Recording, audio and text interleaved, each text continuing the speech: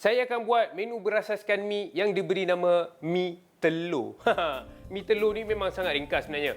Ini yang saya pernah cuba buat dulu waktu-waktu belajar dulu kan. Bila kita pergi bazar Ramadan, kita tengok orang jual mi. Lepas tu kita rasa kalau duit alamak tak cukup. Dah tak boleh beli. Jadi sebenarnya duit yang tak cukup tu kita boleh beli bahan-bahan ni untuk kita buat sendiri dekat rumah. Okey, jadi bahan untuk saya punya mi telur ni yang ada dekat depan ni, saya ada kobis. Okey, lebih kurang dalam suku saya pakai. Lepas tu kita ada juga cili padi sikit, semestinya cili padi kalau dengan Chef Naim. Okey, kita ada juga kita punya bawang putih, bawang merah, telur 2 biji, kita ada sos tiram dan juga kita punya kicap manis. Okey, jadi untuk dia punya rencah dia saya menggunakan udang. Nampak dah pun bujang sekarang dah pakai udang. Okey, kita ada udang dan seterusnya semestilah kita punya mi kuning. Okey, mi kuning ni sebenarnya saya dah celur dia sekejap tadi. Kemudian saya dah hidangkan dia dekat dalam mangkuk hidangan kita ni lah. Yang apa yang saya nak kena buat sekarang ni adalah dia punya kuah saja sebab mi dah siap. Jadi untuk mi ni kalau anda tak suka makan mi kuning tak ada masalah. Boleh ganti yang kepada kuih tiaw ataupun kepada mi hun. Okey, dua-dua tu boleh. Okey, sekarang mari kita buat kita punya kuah. Kita punya kuah untuk mi telur ni. Apa yang kita nak kena buat sekarang adalah saya akan potong semua sekali bahan-bahan kita. Yang pertama sekali adalah kita punya bawang putih. Okey, kita iris nipis. Seterusnya bawang merah. Saya rasa kita pakai separuh cukup lah kan. Kita pun tak buat banyak sangat, sikit je.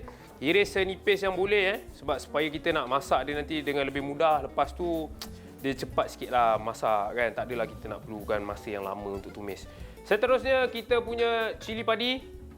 Saya pakai 3 cukup lah. 3 tangkai cili padi. Jadi cili padi ni sama je proses dia dengan bawang merah, bawang putih kita, iaitu kita hiriskan saja. Okey, potong nipis-nipis. Kalau tak ada cili padi boleh pakai cili merah, tak pun sebut cili pun boleh juga kita masukkan kat dalam ni, tak ada masalah. Okey, jadi kita dah potong tadi, sekarang saya akan masukkan kat dalam kuali yang kita dah panaskan. Masuk dalam ni, kita punya bawang merah, bawang putih bersama dengan cili padi. Okey. Sekarang kita tumiskan sahaja. Okey, bagi dia betul-betul naik bau. Okey, tumis sikit lagi. Kacau je tak apa. Ini tumisan ni memang kita perlukan masa yang lama sedikit dan juga dalam masa yang sama anda boleh lihat minyak dia pun saya pakai boleh tahan. Tak adalah macam banyak sangat lah, tapi memang sesuai ataupun just nice untuk buat kita punya mi telur ni. Okey, jadi kita punya bawang putih dan juga cili memang dah layu, dah naik bau. Sekarang ni saya akan masukkan air sedikit. Sebab kita nak jadikan dia kuah. So kita boleh tengok macam ni memang banyak sikit kita punya mi, jadi kita akan letak lebih kurang dalam 2 cawan. Masuk 2 cawan. Okey, cantik. Okey, jadi bila kita dah masukkan kita punya air, sekarang saya akan masukkan kita punya sos tiram. Sos tiram lebih kurang dalam 1 sudu. Dan pastikan bila anda dah pakai sos tiram, untuk letak garam tu kalau boleh sedikit saja sebab sos tiram ni memang dah ada rasa dia. Lebih-lebih lagi rasa masin tu lah. Jadi kalau boleh kita kurangkan sedikit garam.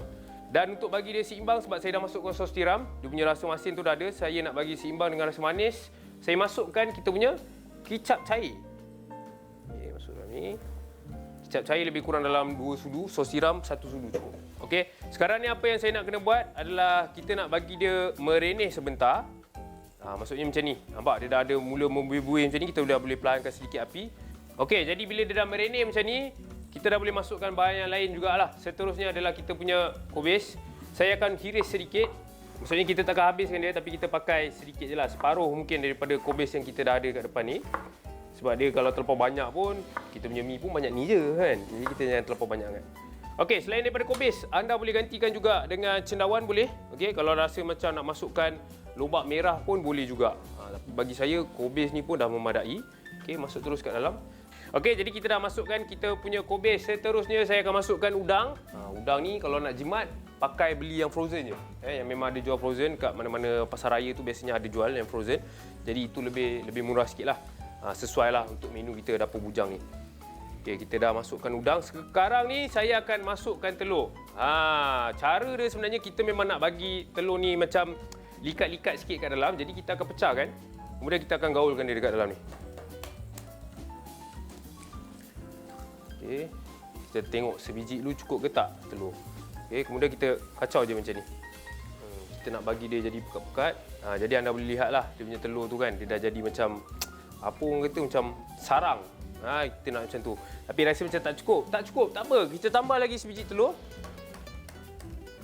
Itu yang menarik kalau kita buat sendiri kan. Kalau bayangkan kalau kita order dekat luar, bang, telur extra lebih bang, itu dah kena jadi RM2 dah. Jadi kalau kita buat sendiri macam ni, saya rasa tak cukup, saya tambah je. Okey, kita masakkan lagi. Bagi dia pekat-pekat sikit, jadi anda boleh lihat lah. Bila kita dah masukkan telur 2 biji tadi, dia memang akan jadi lebih likat. Saya dah tak ada apa lagi dah nak potong. Okey, bahan-bahan semua dah masuk kat dalam ni. Tinggal kita punya garam. Saya akan masukkan secubit. Okey, jangan terlampau banyak sangat sebab kita dah ada sos tiram tadi. Baiklah, saya rasa kita punya hidangan ni pun dah sesuai. Dah memang cantik dah sebab kalau lagi lama kita masak dia akan lebih reduce ataupun dia punya jus dia semua hilang, jadi nanti dia terlampau kering sangat. Saya tak nak dia kering. Saya nak dia biar dia berkuah macam ni. Jadi kita akan tuangkan dekat atas kita punya mi ni. Cara dia kita ambil je kita punya senduk ni. Kita curahkan je dekat atas. Tu dia. Nampak tak tu? Telur ni biar lebih. Bila ada lebih telur ni sebenarnya dia bagus sebab dia ada protein. Telur ni kaya dengan protein. Jadi bila kita nak makan tu orang kata memang sedap lah. Sebab kuali saya panas, saya akan curahkan terus dekat atas kita punya mi ni. Pastikan mi kita dah celur lah. Dan masukkan sekali semua. Tu dah. Nampak tak tu? Dan last sekali ataupun yang terakhir, kita akan tuangkan dia punya sekedap-sekedap telur kat atas ni. Memang takkan nampak mi tu. Itu yang saya suka sebenarnya. Kalau boleh kita nak makan tu, orang cakap, bang, mi telur satu kalau ada order kan. Ada. Siap, Dik, siap. Kita hantar macam ni. Nanti dia pun tanya, bang, mana mi je bang? Ni lebih telur je ni. Saya suka bila orang cakap macam tu sebenarnya. Sebab itu adalah kepuasan bila kita nak makan. Okey, jadi inilah dia resipi ringkas yang saya dah siapkan lebih kurang dalam 10 minit je sebenarnya. Jadi anda boleh cuba buat dekat rumah. Iaitu saya punya mi telur dapur bujang. Jangan lupa cuba.